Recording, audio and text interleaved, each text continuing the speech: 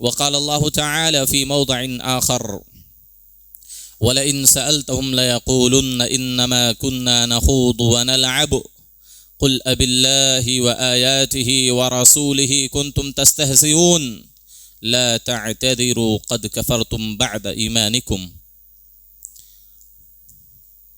فعن عقبة بن عامر رضي الله تعالى عنه قال قلت يا رسول الله من نجاه قال امسك عليك لسانك وليسعك بيتك وابكي على خطيئتك. رواه الترمذي وصححه الألباني. محترم حاضرین جمعہ، سنن ترمذی کی ایک صحیح حدیث ہم نے آپ کے سامنے پڑھی ہے۔ اس حدیث کے اندر اللہ کے نبی صلی اللہ علیہ وسلم نے دنیا اور آخرت دونوں کی کامیابی اور فوز و فلاح کا ذکر فرمایا ہے۔ راوی حدیث عقبہ ابن عامر رضی اللہ تعالی عنہ ہے۔ فرماتے ہیں اللہ کے رسول من نجاہ، نجات کیا ہے؟ یعنی نجات کیسے حاصل ہوگی؟ ہم کامیاب کیسے بنیں گے؟ ہم دنیا اور آخرت دونوں میں کامیابی کیسے حاصل کر سکتے ہیں؟ اس حدیث میں غور کریں کہ صحابہ کے اندر نیکیوں کا، خیر و بھلائی کا کس قدر جذبہ پایا جاتا تھا۔ ہمیشہ صحابہ کرام کو اپنی نجات کی، اپنے کامیاب ہونے کی فکر دامن گیر ہوتی تھی۔ ہمیشہ صحابہ اسی غور و فکر میں رہتے، آخر ہم آخرت میں کامیاب کیسے ہوں گے، کیسے ہم اللہ کی جنت کو حاصل کر سکیں گے، ہم کس ناحیے سے اللہ کی عذاب اور اللہ کی پکڑ سے محفوظ ہو سکیں گے۔ ہمیشہ آپ دیکھیں بے شمار اس طرح کی حدیثیں آپ کو ملیں گی، آپ نے سنا ہوگا، پڑھا ہوگا۔ کبھی کوئی صحابی پوچھتا ہے اللہ کے رسول جنت میں کیسے داخل ہو سکیں گے؟ کبھی کوئی صحابی پوچھتا ہے اللہ کے رسول کیسے ہم اللہ کے عذاب کی پکڑ سے محفوظ ہوں گے؟ کوئی صحابی سوال کرتا ہے اللہ کے رسول جہنم میں لوگ کیوں جائیں گے؟ کوئی پوچھتا اللہ کے رسول جنت میں داخلے کے اسباب کیا ہیں؟ اس طرح کے ہمیشہ مختلف سوالات صحابہ کرام رضی اللہ تعالی عنہم گاہے بگاہے دربار نبوی میں کیا کرتے تھے۔ اسے معلوم ہوتا ہے کہ جو آدمی جتنا متقی ہوتا ہے، جو مسلمان جتنا اللہ رب العالمین سے ڈرتا ہے، جس مسلمان کے اندر اللہ رب العالمین کی خوف اور خشیت اس کے دلوں میں جاگزی ہوتی ہے، جس قدر اللہ کا تقوی اس کے دلوں میں بستا ہے، اسی قدر وہ ہمیشہ اپنی آخرت کی فکر میں لگا رہتا ہے۔ یہ تقوی کی دلیل ہے، یہ ایمان کی مضبوطی کی دلیل ہے، یہ آخرت میں کامیاب ہونے کی دلیل ہے کہ انسان ہمیشہ اس طرح کے سوالات کرے، ہمیشہ انسان اس طرح کی فکر میں رہے کہ ہم آخرت میں کیسے کامیاب ہوں گے، دنیا میں ہم کیسے فتنوں سے بچ سکتے ہیں، دنیا میں ہم کیسے اپنے ایمان کو، اپنے دین اور مذہب کو فتنوں سے، بدعات و خرافات سے، شرک و کفر سے اپنے ایمان کو کیسے ہم محفوظ کر سکتے ہیں۔ یہ انسان کے، ایک مسلمان کے ایمان کی مضبوطی اور اللہ رب العالمین کی خشیت اور خوف کی مضبوط دلیل ہے، جو کہ صحابہ کے اندر بدرجہ اتم موجود تھی۔ ہمیشہ اس طرح کے سوالات کیا کرتے تھے۔ لیکن اگر کسی مجلس میں 2 سے 4 دن مسلسل اگر درس دے دیے جائیں جہنم سے بچنے کے، عذاب قبر سے بچنے کے، تو لوگ بوریت کے شکار ہو جاتے ہیں، بور ہو جاتے ہیں۔ مولوی صاحب ہمیشہ یہی جہنم جہنم بولتے رہتے ہیں، ہمیشہ یہی عنوان مولوی صاحب کا رہتا ہے۔ حالانکہ صحابہ کو دیکھیں، صحابہ کرام رضی اللہ تعالی عنہم اجمعین کے متعلق آتا ہے کہ وہ کبھی کبھی گاہے بگاہے اس طرح کی مجلس متعین کرتے تھے، ورنہ ہمیشہ تو اللہ کے رسول اس طرح کی باتیں ان کو سنایا کرتے تھے، جنت کے بارے میں، جہنم کی خبریں، آخرت کی خبریں، عذاب قبر کے متعلق اس طرح کی باتیں ہمیشہ اللہ کے نبی صلی اللہ علیہ وسلم ان کو بیان کرتے تھے۔ لیکن ایک الگ مجلس صحابہ قائم کرتے تھے، کہتے تھے آؤ تعالوا نجدد ایماننا، آؤ ہم اپنے ایمان کو تازہ کریں، اپنے ایمان کی تجدید کریں۔ کیسے کرتے تھے؟ وہ عذاب قبر کے متعلق جو حدیثیں ہیں اس کو پڑھتے، اس کو سنتے، اس پر غور کرتے۔ عذاب جہنم کے متعلق جو حدیثیں ہیں، اللہ کے غضب کی، اللہ کے پکڑ کی جو حدیثیں ہیں، ایسی حدیثوں کو اپنی مجلسوں میں ذکر کرتے اور سارے صحابہ ان حدیثوں میں غور کرتے، لوگ اپنے ایمان کی تجدید کرتے، بے شمار رویا کرتے تھے۔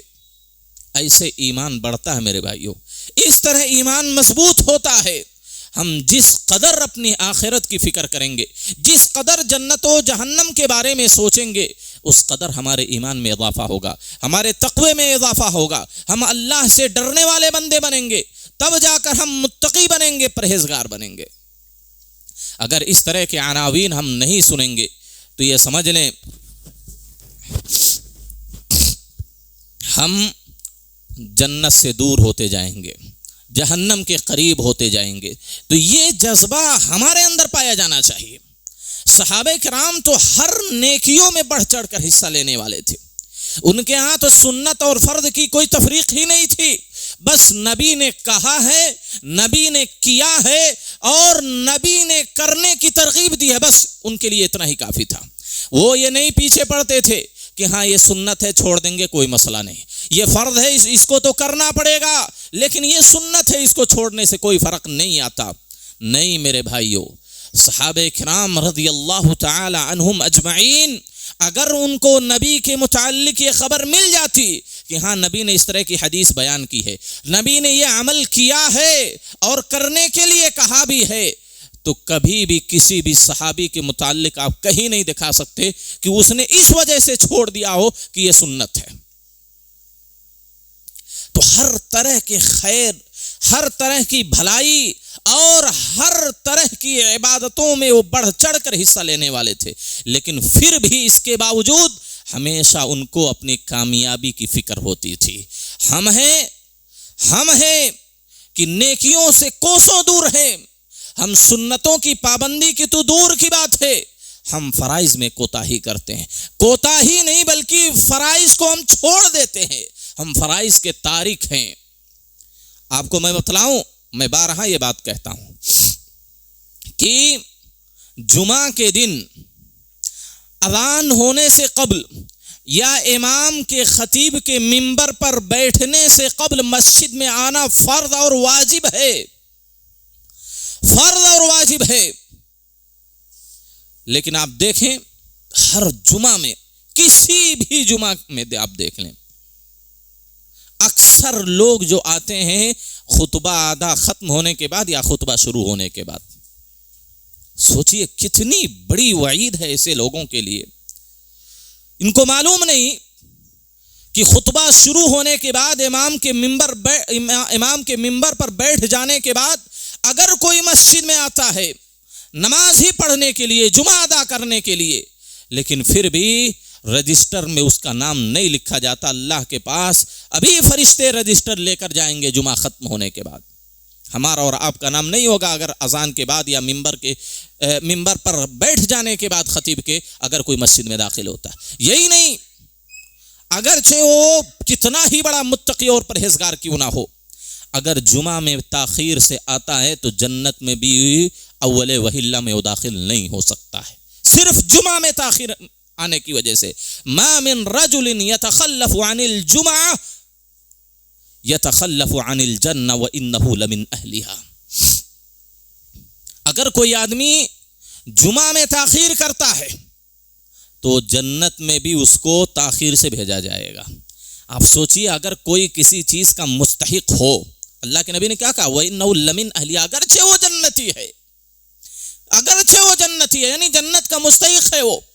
آپ سوچیں ایک آدمی ہے، بڑی محنت کیا ہے، بڑی جافشانی کی ہے، بڑی تغو دو کی ہے، سب کچھ قربان کیا ہے، اور اس کے لیے نامزد بھی ہو چکا ہے کہ ہاں بھئی یہ اس کو نوکری ملنی چاہیے، یہ اس کو ملنا چاہیے، یہ انعام اس کو ملنا چاہیے، اس کا انعام کا اعلان بھی ہو گیا، پھر بھی اگر کوئی نہ دے تو اس آدمی کو کتنی تکلیف ہوگی، کتنی تکلیف ہوتی ہے۔ ایک دنیاوی بات میں بول رہا ہوں، وہاں پر میدان محشر میں ہم کھڑے ہوں گے، حساب و کتاب ہوگا، یہ کنفرم ہے کہ یہ جنتی ہے، وہ جنتی ہے، لیکن پھر بھی اگر اس کو جنت میں نہ بھیجا جائے تو کس قدر اس کو تکلیف اور اذیت ہوگی، کتنی دردناک کیفیت میں وہ آدمی مبتلا ہوگا، ہم اور آپ سوچ بھی نہیں سکتے ہیں۔ کیوں؟ جمعہ میں تاخیر آنے کی وجہ سے، جمعہ میں تاخیر کرنے کی وجہ سے اللہ اس کو جنت میں نہیں ڈالے گا اول وہلہ میں۔ لہذا کہنے کا مطلب یہ ہے، یہ جو سوال ہے صحابی کا، یا رسول اللہ من نجاح، اللہ کے نبی کامیاب کیسے بنیں گے ہم، دنیا اور آخرت دونوں میں ہم کامران کیسے ہوں گے، ہماری دنیا کیسے سنورے گی اور آخرت کیسے بنے گی؟ بہت بڑا سوال ہے میرے بھائیوں، بہت بڑا سوال ہے یہ، دنیا اور آخرت دونوں کی کامیابی کا سوال ہے۔ اللہ کے نبی صلی اللہ علیہ وسلم نے بہت سادہ اور سمپل جواب دیا، سمپل جواب دیا آپ صلی اللہ علیہ وسلم نے۔ اگر ان جواب کو عملی تطبیق کوئی دیتا ہے تو یہ نبی صلی اللہ علیہ وسلم کی گارنٹی ہے کہ وہ انسان دنیا اور آخرت دونوں میں کامیاب ہوگا۔ ایمان اور توحید کے ساتھ ساتھ، فرائض کی ادائیگی کے ساتھ ساتھ، اگر ان نبی صلی اللہ علیہ وسلم کی 3 نصیحتوں پر کوئی عمل کر لیتا ہے تو انسان کامیاب اور کامران ہوگا۔ صحابی پوچھتے ہیں، یا رسول اللہ من نجاح، اللہ کے نبی کامیابی کیسے ملے گی؟ آپ نے پہلی چیز بیان کی، امسک علیک لسانک، اپنی زبان کو قابو میں رکھو، اپنی زبان کو کنٹرول میں رکھو، اپنی زبان کو لگام دو، بغیر سوچے، بغیر تفکر کے، تدبر کے اپنی زبان نہ کھولو۔ امسک علیک لسانک، اپنی زبان کو قابو میں رکھو اگر کامیاب ہونا چاہتے ہو۔ میرے بھائیوں، یہ زبان اللہ کی بہت بڑی نعمت ہے، یہ زبان اللہ کی بہت بڑی نعمت ہے۔ انسان اپنے معافی ضمیر کو ادا کرنا چاہے تو اسی زبان کے ذریعے ادا کرتا ہے۔ آپ دیکھیں زبان کتنی عظیم نعمت ہے، ہمیں اور آپ کو احساس نہیں ہوتا کیونکہ یہ نعمت ہم کو میسر ہے۔ جا کر کسی گونگے سے پوچھیں جو 100 مرتبہ اشارہ کرتا ہے کسی کام کے لیے، کسی چیز کے لیے، لوگ اس کا مذاق اڑاتے ہیں، وہ اپنے معافی ضمیر کو لوگوں کے سامنے رکھ نہیں سکتا، وہ بیان نہیں کر سکتا آخر وہ کیا چیز مانگ رہا ہے، کیا وہ کہہ رہا ہے، وہ نہیں لوگوں کے سامنے رکھ سکتا۔ جا کر اس گونگے آدمی سے پوچھیں کہ زبان کتنی بڑی نعمت ہے، زبان کی انسان کی زندگی میں کیا اہمیت ہے اور کیا مقام ہے زبان کا، اس آدمی سے جا کے پوچھیں جن کو قوت گویائی اللہ رب العالمین نے نہیں دی ہے۔ میرے بھائیوں، ہمیں اور آپ کو اللہ نے زبان دی ہے، ہم جو چاہیں بول سکتے ہیں۔ یہ زبان اتنی بڑی نعمت ہے کہ اللہ نے بے شمار نعمتوں سے ہم انسانوں کو نوازا ہے، لیکن چند ایسی نعمتیں ہیں جن پر اللہ نے احسان جتایا ہے۔ انسانوں کے لیے تو احسان جتانا جائز نہیں ہے۔ اللہ رب العالمین جو نعمتوں کا اصل مالک ہے، اصل خالق ہے، وہ کسی بھی چیز پر احسان جتا سکتا ہے، لیکن پھر بھی اللہ ہر چیز پر احسان نہیں جتاتا۔ زبان پر اللہ نے احسان جتایا ہے، الم نجعل لہ عینین ولسانا وشفتین۔ اللہ بطور احسان کہہ رہا ہے، احسان جتا رہا ہے، کیا ہم نے تمہاری 2 آنکھیں نہیں بنائی، ہم نے تم کو ایک زبان نہیں دیا؟ اللہ احسان جتا رہا ہے کہ ہم نے تم کو زبان جیسی عظیم نعمت سے نوازا ہے۔ لہذا ہماری اور آپ کی ذمہ داری ہے کہ اپنی زبان کی ہم حفاظت کریں، اپنی زبان کو کنٹرول میں رکھیں۔ حاضرین گرامی، یہ زبان اتنی خطرناک ہے، اگر اس کا صحیح استعمال نہیں کیا گیا، زبان کی ایک مسلمان کی زندگی میں یہ اہمیت ہے کہ ایک کلمے سے وہ دین اسلام سے خارج ہو سکتا ہے اور ایک کلمے کی وجہ سے وہ دین اسلام میں داخل ہو سکتا ہے۔ ایک بات کی وجہ سے وہ کافر ہو سکتا ہے اور ایک بات کی وجہ سے ایک کافر مسلمان بن سکتا ہے. یہ زبان کی اہمیت ہے. اگر کسی نے زبان سے کہہ دیا لا الہ الا اللہ محمد رسول اللہ، وہ انسان مسلمان بن گیا. لیکن بسا اوقات اپنی زبان سے ایسی بات انسان بول دیتا ہے جس کی وجہ سے وہ مسلمان تھا کافر بن گیا. اللہ نے وہی بات قرآن مجید میں نقل کی، وَلَئِن سَأَلْتَهُمْ لَيَقُولُنَّ إِنَّمَا كُنَّا نَخُوضُ وَنَلْعَبُ. آپ ان سے پوچھیں گے کیا کر رہے تھے، کیا باتیں کر رہے تھے، تو کہیں گے نخوض ونلعب، ہم تو ہنسی مذاق کر رہے تھے، گپ شپ لگا رہے تھے. اللہ نے کیا کہا، قل اب اللہ وآیاتہ ورسولہ کنتم تستہزئون. کیا تم اللہ اس کے رسول کی آیتوں کے ساتھ مذاق کرتے ہو؟ لا تعتذروا قد کفرتم بعد ایمانکم. اب کفر کے بعد تم کوئی عذر پیش نہ کرو، تم کافر بن چکے ہو. اگر کسی بھی اللہ کا کسی نے مذاق اڑا دیا، کوئی اللہ کی شان میں گستاخی کر دیا، نبی کی شان میں گستاخی کر دیا، وہ انسان کافر ہو گیا. کوئی بھی شرکیہ بات بول دی، یا قادر جیلانی مدد، یا غوث مدد، یا غریب نواز، کافر ہو گیا انسان. یا مشکل کشا کسی انسان کو کہہ دیا، کسی نبی کو کہہ دیا، کسی فرشتے کو کہہ دیا، کافر ہو گیا وہ انسان. یہ زبان کی اہمیت ہماری زندگی میں. امسک علیک لسانک، اپنی زبان کو قابو میں رکھو میرے بھائیوں. اگر ہم نے اپنی زبان کو کنٹرول کر لیا تو ہم اکثر گناہوں سے اپنے آپ کی حفاظت کر سکتے ہیں. اکثر گناہوں سے اپنے آپ کی حفاظت کر سکتے ہیں، اپنے ایمان کی حفاظت کر سکتے ہیں، اپنے عزت و آبرو کی حفاظت کر سکتے ہیں. اسی بنیاد پر نبی صلی اللہ علیہ وسلم نے کہا، من کان یؤمن باللہ والیوم الآخر، جو شخص اللہ پر ایمان رکھتا ہو، آخرت کے دن پر ایمان رکھتا ہو. کیا کہا آپ نے؟ اگر اللہ کو کوئی مانتا ہے، آخرت پر بھی ایمان ہے، فلیقل خیرا، تو بھلی بات کہے، بھلی بات کہے، اچھی بات کہے جس سے کسی انسان کو فائدہ ہو.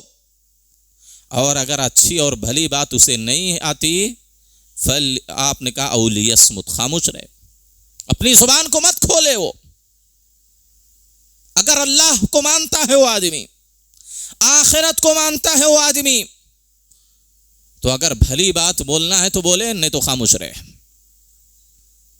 بلکہ نبی صلی اللہ علیہ وسلم نے یہاں تک کہا، زبان کی اہمیت دیکھیں میرے بھائیوں. اسی زبان کی وجہ سے کتنے ایسے لوگ ہیں جو کافر ہو چکے ہیں. اسی زبان کی وجہ سے کتنے ایسے لوگ ہیں جو مشرک بن گئے. اسی زبان کی وجہ سے کتنے ایسے لوگ ہیں جو بڑی بڑی مصیبتوں میں گرفتار ہو گئے. اسی زبان کی وجہ سے کتنے ایسے ارب پتی کھرب پتی لوگ ہوں گے، اپنی اس زبان کی وجہ سے لوگوں کی نظروں میں بہت چھوٹے بن گئے. اپنی اسی زبان کی وجہ سے بڑے سے بڑے عہدے پر فائز ہونے والے انسان دنیا والوں کی نگاہوں میں چونٹی سے بھی زیادہ حقیر اور چھوٹے بن گئے. یہ زبان کے اگر صحیح استعمال ہم کریں تو دنیا ہم سے محبت کرے گی، لوگ ہم سے محبت کریں گے، لوگ ہمارے قریب آئیں گے. اگر اس زبان کا ہم نے صحیح استعمال نہیں کیا تو اپنے بھی اور غیر سارے لوگ ہم سے دور ہو جائیں گے. اللہ کے نبی نے کہا، من یضمن ما بین لحییہ وما بین رجلیہ دخل الجنہ. جو شخص مجھے دو چیزوں کی ضمانت دے دے، دو چیزوں کی ضمانت دے دے کہ میں اس کا غلط استعمال نہیں کروں گا، دو چیزوں کی گارنٹی اگر نبی کو کوئی دے دے تو اللہ کے نبی کہتے ہیں میں اس کے لیے جنت کی گارنٹی لیتا ہوں. دو چیزوں کی اگر کوئی ضمانت مجھے دے دے، گارنٹی دے دے، میں اس کے لیے جنت کی گارنٹی دیتا ہوں. کیا ہے؟ زبان ہے، شرمگاہ ہے. زبان اور شرمگاہ کا اگر صحیح استعمال کوئی کرتا ہے، حرام جگہوں پر اس کو استعمال نہیں کرتا، حرام طور پر استعمال نہیں کرتا، اللہ کے نبی کہتے ہیں میں اس کے لیے جنت کی گارنٹی لیتا ہوں۔ معمولی بات نہیں ہے یہ، زبان کی حفاظت یہ مشکل عمل ہے، اس میں کوئی شک نہیں ہے۔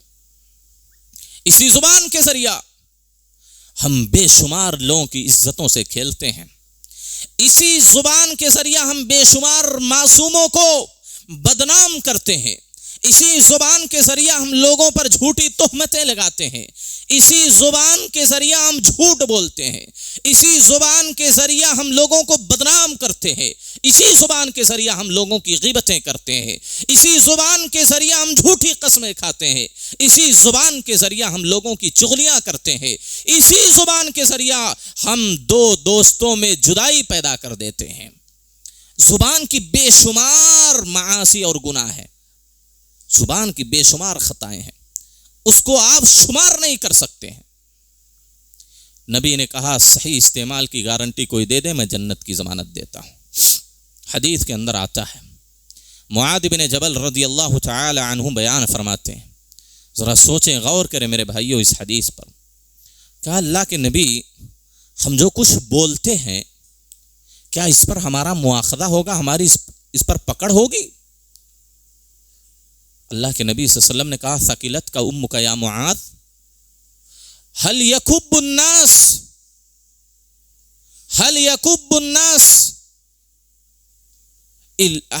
النار حصائد السنتهم، لوگوں کو ان کی زبان کی کھیتیوں کی وجہ سے، یعنی زبان کے غلط استعمال کی وجہ سے منہ کے بل گھسیٹتے ہوئے جہنم میں پھینک دیا جائے گا۔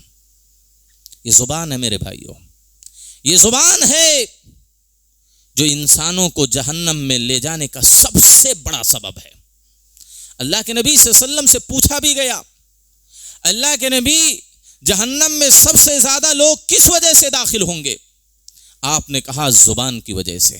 عبداللہ بن مسعود کی صحیح حدیث ہے، آپ فرماتے اکثر خطایا ابن آدم فی لسانی، سب سے زیادہ غلطی انسانوں سے جو ہوتی ہے زبان کی وجہ سے ہوتی ہے، سب سے زیادہ گناہ ہمارے اور آپ کے ہوتے ہیں اسی زبان کی وجہ سے۔ اسی زبان سے ہم نے کوئی ایسی بات بول دی، سامنے والے کا دل دکھ گیا، ہم نے اسی زبان سے کسی کے خلاف جھوٹی گواہی دے دی، اسی زبان سے ہم نے کسی کی غیبت کر دی، کسی کی عزت سے کھیل دیا، کسی پر جھوٹی تہمت لگا دی، کسی کا مذاق کر دیا، بے شمار گناہ ہو سکتے ہیں زبان کے ذریعہ۔ حدیث کے اندر آتا ہے میرے بھائیوں، ابو ہریرہ رضی اللہ تعالی عنہ کہتے ہیں ان العبد لا يتكلم بالكلمة من رضوان اللہ لا يلقي لها بالا، اللہ کے نبی فرماتے ہیں بسا اوقات انسان اپنی زبان سے ایک کلمہ، ایک بات بولتا ہے، اس کو کوئی پرواہ نہیں ہوتی کہ میں نے بہت بڑی بات بول دی، میں نے اچھی بات بول دی، بس ایسے ہی بول دیا، اس کو اندازہ نہیں کہ بڑی بات بولی ہے۔ اللہ کے نبی صلی اللہ علیہ وسلم کہتے ہیں کہ اللہ اس کی وجہ سے جنت کے اندر بڑا مقام اس کو عطا کر دیتا ہے۔ اور بسا اوقات وَإِنَّ الْعَبْدَ لَيَتَكَلَّمُ بِالْكَلِمَةِ مِنْ سَخَطِ اللَّهِ، بسا اوقات آدمی اپنی زبان سے کوئی ایسا کلمہ بول دیتا ہے، کوئی ایسی بات بول دیتا ہے اللہ کو ناراض کرنے والی، اور اس کو پرواہ نہیں ہوتی، اس کو سمجھ میں بھی نہیں آتا کہ میں نے بہت غلط بات بول دی ہے، میں نے سنگین بات بول دی ہے۔ اللہ کے نبی صلی اللہ علیہ وسلم نے کہا یہوی بہا فی جہنم، اس کی وجہ سے وہ آدمی جہنم کی گہرائی میں گر جاتا ہے۔ بعض روایتوں میں آتا ہے الی 70 خریفا، 70 سال کی مسافت کی گہرائی میں جہنم میں اس کو ڈال دیا جاتا ہے۔ یہ زبان میرے بھائیوں، نبی نے ایسے نہیں کہا کامیاب ہونا چاہتے ہو، کامران بننا چاہتے ہو، دنیا اور آخرت دونوں سنوارنا چاہتے ہو تو زبان کو کنٹرول میں رکھو۔ یہ زبان ہے میرے بھائیوں، یہ زبان ہے، اسی زبان کی وجہ سے انسان لوگوں کے دلوں کو موہ سکتا ہے، اور یہی زبان ہے جس کی وجہ سے لوگوں کے دلوں میں آپ کے متعلق نفرت پیدا ہو سکتی ہے۔ یہ زبان کو کنٹرول میں رکھو، نبی نے کہا کامیاب ہو جاؤ گے۔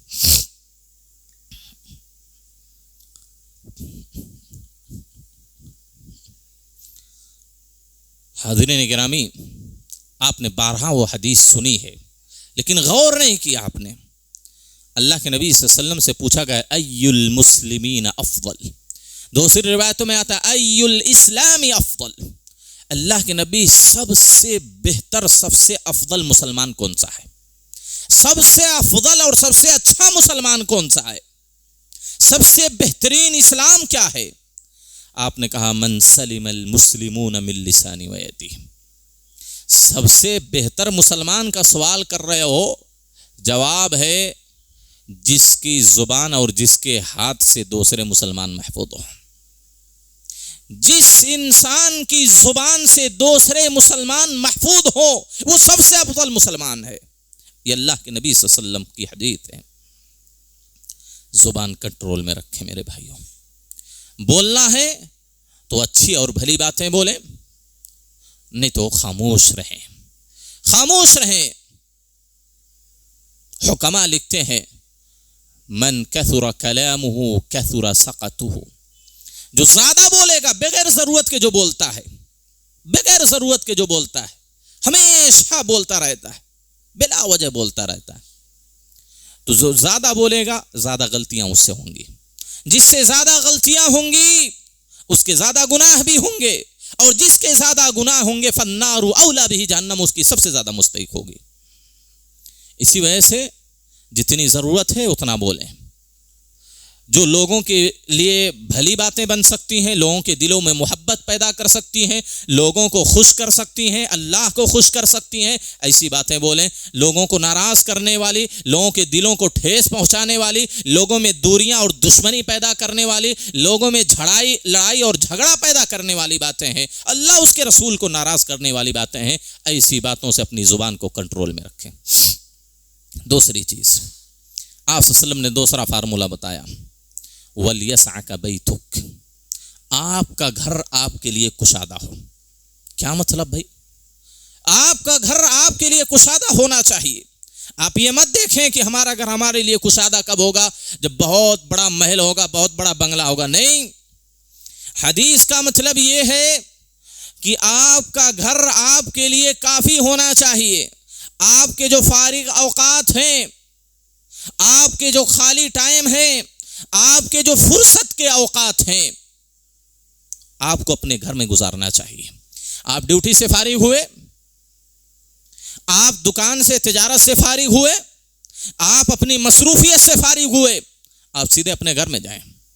اب یہ جو خالی وقت ہے اپنے گھر میں گزارنے کی کوشش کریں. بغیر ضرورت کے اپنے گھروں سے باہر نہ پھریں. کیوں؟ کیونکہ اگر ہم خالی اوقات کو، فرصت کے اوقات کو گھر سے باہر گزاریں گے، بازاروں میں، چوراہوں میں، دکانوں پر، سڑکوں پر، ہوٹلوں میں گزاریں گے، تو کیا ہوگا؟ نہ چاہتے ہوئے بھی ہم سے گناہ ہوگا. ہم اپنے گھر سے باہر رہیں گے، دوستوں کی محفلوں میں رہیں گے، بازاروں میں رہیں گے، ہوٹلوں میں بیٹھیں گے، کیا ہوگا؟ لا یعنی گفتگو ہوگی، کسی کا مذاق اڑائیں گے، کسی کی غیبت کریں گے، کسی کی چغلی کریں گے، کسی کو بدنام کریں گے. اپنی آنکھ کی بھی حفاظت نہیں کر سکتے. ہم بازاروں میں ہوں گے تو ظاہر سی بات ہے بے شمار ایسی چیزیں ہماری نگاہوں میں آئیں گی. اجنبی عورتیں کو دیکھنا پڑے گا. نہ چاہتے ہوئے ہم، ظاہر سی بات ہے آنکھ بند کر کے تو ہم بازار میں چل نہیں سکتے. آنکھ بند کر کے ہم تو روڈ پر چل نہیں سکتے ہیں. آنکھ کھلی رکھنا پڑے گا. آنکھ کھلی رکھیں گے تو اس طرح کے مناظر ہماری آنکھوں کے سامنے آئیں گے. ہماری آنکھ کی بھی حفاظت نہیں ہوگی. اور جب آنکھ کی حفاظت نہیں ہوگی تو ممکن ہے یہ راستہ شرمگاہ تک پہنچ جائے اور ہم سے کوئی حرام کاری بھی ہو جائے. خالی اوقات جو گھر میں نہیں گزارتے وہی اس بڑے اور گھناونے عمل میں ملوث ہوتے ہیں. آپ دیکھ لیں جتنے لوگ ہیں، چاہے وہ لڑکے ہوں یا لڑکیاں ہوں، جو خالی اوقات کو، فرصت کے اوقات کو اپنے گھروں میں نہیں گزارتے بلکہ آوارہ گردی کرتے ہیں، بازاروں میں، ہوٹلوں میں، سڑکوں میں پھرتے رہتے ہیں، وہی لوگ اس حرام کاری کے کام میں ملوث ہوتے ہیں. آپ سروے کر لیں، جن لوگوں سے یہ عمل سرزد ہوتا ہے وہی لوگ ہیں جو ہمیشہ ادھر ادھر آوارہ گردی، اس گلی میں، اس گلی میں، اس سڑک پر، اس بازار میں، اس دکان پہ، اس ہوٹل میں بغیر ضرورت کے بیٹھے رہتے ہیں. اسی وجہ سے بیٹھے رہتے ہیں. ان کو کوئی کام نہیں ہے. یہی لوگ حرام کے کاموں میں ملوث ہوتے ہیں. تو زبان کی بھی حفاظت نہیں ہوگی, شرمگاہ کی بھی حفاظت نہیں ہوگی, ہمارے آنکھ کی بھی حفاظت نہیں ہوگی, بسا اوقات لڑائی جھگڑے ہوں گے, ہمارے ہاتھ اور پیر کی بھی حفاظت نہیں ہوگی, اور بسا اوقات ہم اپنے دین کی بھی حفاظت نہیں کر سکتے, کیونکہ فتنے جگہ جگہ پر ہیں. آپ نے کہا آپ کا گھر آپ کے لیے کافی ہونا چاہیے. گھر میں بیٹھے رہیں گے, ظاہر سی بات ہے اپنے بیوی کے ساتھ, اپنے بچوں کے ساتھ, اپنے والدین کے ساتھ تو اس طرح کا کام کر نہیں سکتے. ہم موبائل کا بھی صحیح استعمال کریں گے وہاں اگر بیٹھیں گے ماں باپ کے ساتھ, بھائیوں کے ساتھ, بیوی بچوں کے ساتھ, تو بے شمار گناہوں سے ہم بچ جائیں گے. اگر خالی اوقات کو اپنے گھروں میں گزاریں گے, بے شمار گناہوں سے ہم اپنے آپ کو بچا سکتے ہیں. تیسری چیز, وقت زیادہ ہو رہا ہے, وابکی علی خطیئتک, پھر بھی زبان کی ہم نے حفاظت کر لی, آوارہ گردی بھی ہم نے نہیں کی, خالی اوقات کو گھر میں گزار رہے ہیں, گناہ سے بچنے کی ہر ممکن کوشش ہم نے کر لی. زبان کو اگر کنٹرول میں کر لیا تو 95% گناہوں سے ہم نے اپنے آپ کو محفوظ کر لیا. اور خالی اوقات کو اگر ہم نے صحیح استعمال کر لیا تو گویا کہ یہ 5% جو ہے اس سے بھی ہم نے اپنے آپ کو گناہوں سے محفوظ کر لیا. لیکن پھر بھی اگر گناہ ہو گیا, اللہ کے نبی نے تیسری چیز بتائی کہ اگر گناہ ہو گیا, اللہ کی نافرمانی ہو گئی, اللہ کی مخالفت, اللہ کے حکم کی مخالفت ہو گئی, وابکی علی خطیئتک, اپنے اس گناہ کو یاد کر کے اللہ کے سامنے رو. وابکی علی خطیئتک, اپنے گناہوں پر آنسو بہاؤ, اللہ سے رو رو کر اپنے گناہوں کی معافی مانگ لو, اللہ کی جناب میں, اللہ کے حضور میں گریہ اوزاری کرو, اپنے گناہوں کی بخشش طلب کرو. یہ 3 فارمولے نبی نے بتائے. اگر کامیاب بننا چاہتے ہو, آخرت کو سنوارنا چاہتے ہو, دنیا میں اپنے ایمان اور اپنی عزت و آبرو کو بچانا چاہتے ہو, اللہ کے نبی نے کہا زبان کو کنٹرول میں رکھو, آپ کا گھر آپ کے لیے کافی ہونا چاہیے. اور اگر گناہ ہو جائے تو اللہ کے سامنے رو رو کر اپنے گناہوں کی معافی مانگ لو.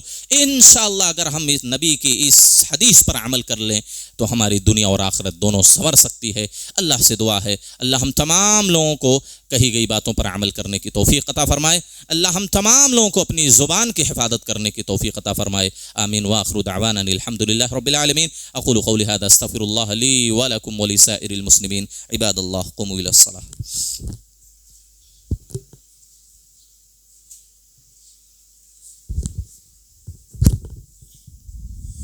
الله أكبر الله أكبر أشهد أن لا إله إلا الله